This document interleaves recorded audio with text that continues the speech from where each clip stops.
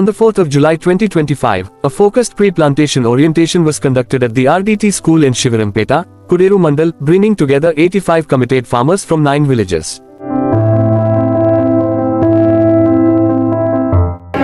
Nursery selection మీదే అన్నారు. Pulivendula, railway Koduru కానీ చిక్చెర్ల మొక్కలు అయితే ఆల్రెడీ ఉన్నాయి.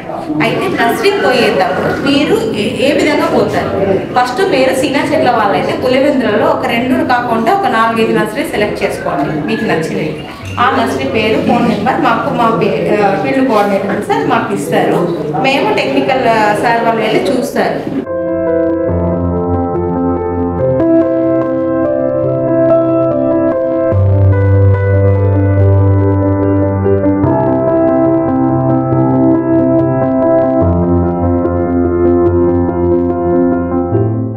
Organized by Hans Guti, with technical support from INFCs and funding from Trees Environmental Trust, this workshop marked a critical step in the 2025-26 agroforestry carbon program. The orientation translated general program guidelines into farm-specific action plans, empowering farmers with practical knowledge on pit preparation, planting layouts, and water-smart agroforestry techniques tailored to dryland regions. Farmers received live demonstrations on soil enrichment, bamboo staking, and pitcher irrigation, while learning how to minimize costs using on-farm inputs like vermicompost and mulching.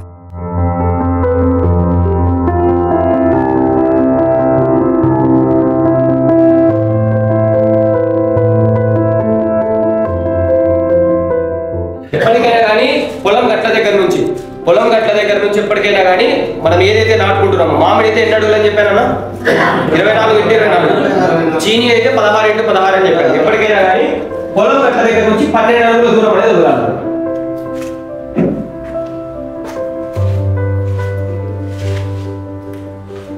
పొలం గట్ల దగ్గర నుంచి 12 అడుగులు, అందులో సగం దూరం అనేది వదలాలి. ఆ విధంగానే వదులుతున్నారు అంతా. అంటే మామూలుగా నాటే మనం అది మేము ఎందుకు వదలాలనే చెప్తాం, అంతేగాని మనం చేసే పని అయితే అదే.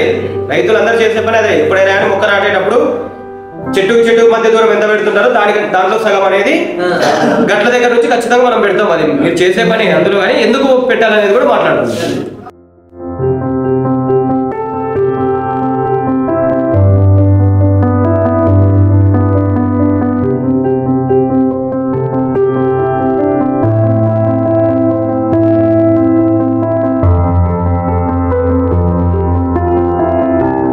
20 ఏళ్ళ వరకు మనం పెంచుకుంటున్నాం కదా, మనకు కూడా ఏదో ఒక ఉపయోగం ఉండాలి కదా.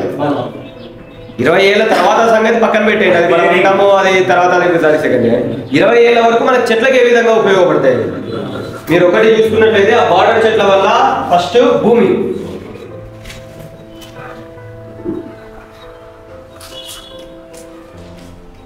ఏంటంటే వర్షం పడినప్పుడు ఏమైతుంటదన్నా మనకు ఒకవేళ పడ్డాయనుకో, పడితే అతివృష్టి లేకుంటే అనావృష్టి.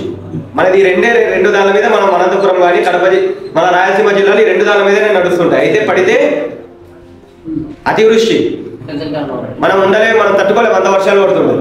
పడకుంటే అనావృష్టి, అసలు వర్షాలు అనేవి ఉండవు.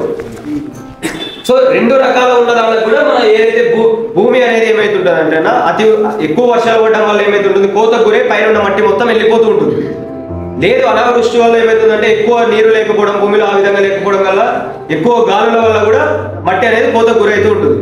ఈ విధంగా 2 రకాలుగా మన మట్టి అనేది కోతకు గురి కాకుండా ఉండాలంటే ఏ ఒకటి ఉండాలి కదా. ఇప్పుడు గాలి అనేది ఎంతో స్పీడ్తో వస్తుంటుంది, ఒక 40 కిలోమీటర్లు 50 కిలోమీటర్ల వేగంతో గాలి వస్తుంది అనుకుందాం. ఆ గాలి అనేది డైరెక్ట్ పొలంలోకి రాకుండా ఉండాలంటే ఒక 30 కిలోమీటర్లు, అంటే చెప్తున్నాను జస్ట్, అంటే దాన్ని తగ్గించుకోవాలంటే మనకి ఏ ఒకటి అడ్డం అనేది ఉండాలి. ఏ ఒకటి అడ్డం ఉన్నప్పుడే ఆ గాలి యొక్క వేగం కానీ ఇవన్నీ తగ్గుతాయి. దానికోసమనే ఫస్ట్ మన భూమి ఏదైతే కోతకు గురి కాకుండా ఉండడం కోసం, అదే విధంగా వర్షాలు పడినప్పుడు కానీ లేదంటే ఇంకా మిగతా సమస్యలు ఉన్నప్పుడు ఏ విధంగా ఉన్నా కానీ భూమి అనేది కోతకు గురి కాకుండా ఒకటి.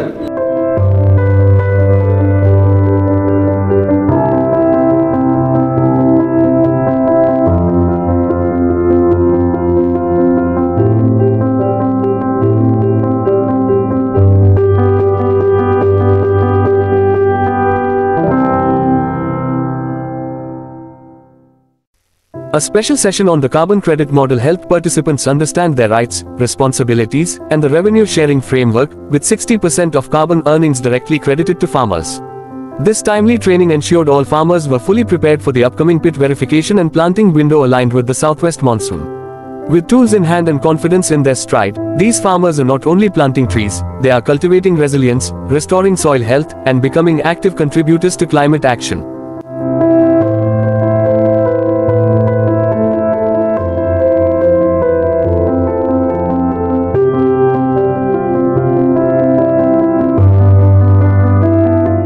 మంచి కట్టె ఎక్కడే కానీ ప్రపంచంలో లేదు, కానీ మనం మాత్రం కట్టె పెంచాం. పండి కట్టె ఏదో ఒక దొడ్లోనో చేనులోనో అదే పడి అదే నానా తంటాలు పడి చేసిన కట్టుకుంటున్నారని ఆడే దానికి అట్లా పడింటే కానీ దాన్ని పట్టించుకోము కదా. ఇప్పుడు ఆ విధంగా మీరు కట్ట పండించారనుకోండి, మీరు కట్ట పండించారనుకోండి 3 కోట్ల రూపాయలు అంటే ఎండ ఉంది మనకి, అందుకనే మీకు ఎండ వజ్రాలు దొరికినట్లే. ఏం దొరికినట్లా? ఎండ వజ్రాలు అవి అంటే అంత డబ్బు ఏదంటూ రాదు.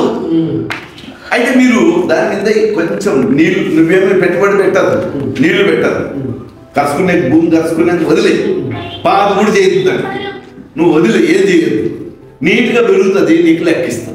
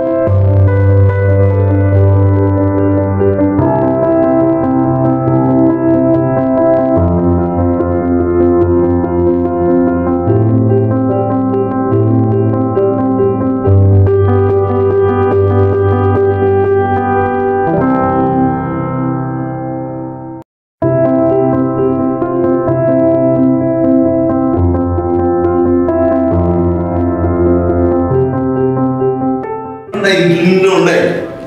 మన ఆడవాళ్ళు అమ్మగారు ఎవరికైనా ఆడవాళ్ళు మొత్తం లేరు అనుకోండి, ఎక్కడికో పని మీద దేనితో పోయినా నువ్వు అట్లా బియ్యం తినేకైతే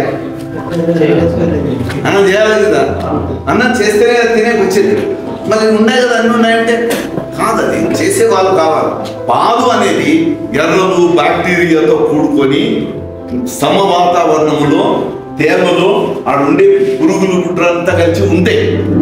అవన్నీ దాన్ని ఎరువుని దాన్ని తినేసి చెట్టుకు కావాల్సినది ఇస్తాయి, అవి తినేసి చెట్టుకు కావాల్సినది ఇస్తాయి.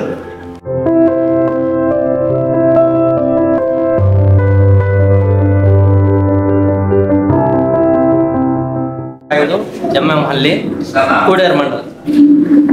ఈ ప్రోగ్రాం గురించి నాకైతే ఇంతకు ముందు అయితే తెలియదు. అగ్రి ఫారెస్ట్ అనేది దాని గురించి సార్ బాగా దాని మీనింగ్ అంతా చెప్పారు, బాగుంది. రైతుకు ఎట్లా ఆదాయం వస్తుంది, దాని నుండి ప్రయోజనం ఏంటి అని అంతా బాగా వివరించారు. దాని వరకు బాగుంది. ధన్యవాదాలు సార్. నమస్తే అందరికీ. నా పేరు బొచ్చన్న, నేను కొరకొల్లు ఇంటి వచ్చినాను. ఈ అగ్రి ఫార్మసీ అంటే మనకు సారోళ్ళు ఎలా అవగాహన చెప్పినారో అది బాగుంది. మొక్కలు ఇస్తూ ఉన్నారు, నిమ్మ, నేరేడు, చీని, మామిడి, మీకు ఏవి కావాలంటే అవి మనకు అనుకూలంగా వాళ్ళు ఇచ్చారు. అదిగాక గట్ల దగ్గర ఫస్ట్ పెట్టుకోమని చెప్పినారు. దాని ప్రాపర్టీ ఎంతో కానీ సారు మేడం అందరూ చెప్పినారు. అది చాలా యూజ్ అవుతుంది మనకి. అంతకు తప్ప మనము నాటుకోకూడదు, గట్లలో పెట్టుకోవాలా అది ఇది అని వేస్ట్ చేసుకోకుండా నాటుకుంటే చాలా బాగుంటుందని నేను.